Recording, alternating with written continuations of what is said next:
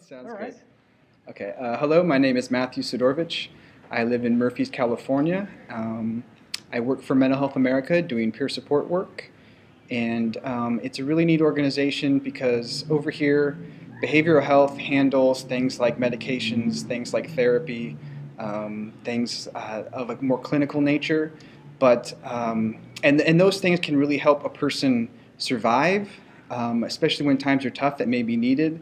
But once you get to a point where you no longer perhaps need those things quite as much, a lot of people just kind of get left there and don't know what to do. So we really tried to bridge that gap between behavioral health, between the clinical side, and just life in general. We tend to focus more on helping an individual in what they need and what they identify they need versus what a government regulation or some kind of more rigid structure says they need.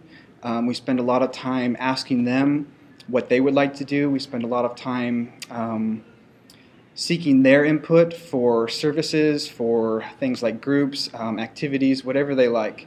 I, in particular, work with the full service partners in the county where I live. Behavioral health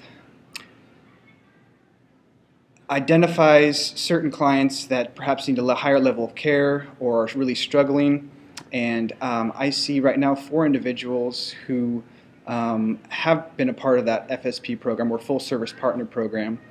And initially, I didn't really know what to do with them, but over the course of the last year and a half, I've really discovered more than anything, they need support in the nature of a human being to a human being, not a human being to a doctor or a clinician.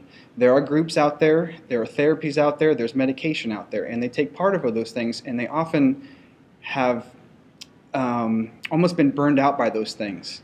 So what I try to do with them is incorporate the principles of something like WRAP, which is all about wellness, and it's wellness as defined by the individual, not by a person outside of their lives or an entity such as a government. Now, we work hand in hand with behavioral health, but we often seek to let them determine what's best for them. You do have to keep within a certain structure, a certain model. You obviously can't break the law. You can't be a threat to yourself or to other people. But if those conditions are met and you're not doing that, then really what well for you is can only be determined by you.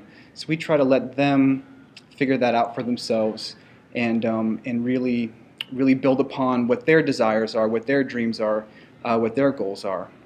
And so we spend a lot of time really just kind of sometimes hanging out. We do talk about struggles and difficulties, but in a lot of ways, they're just really looking for that companionship, and that's something that the clinical model just can't give.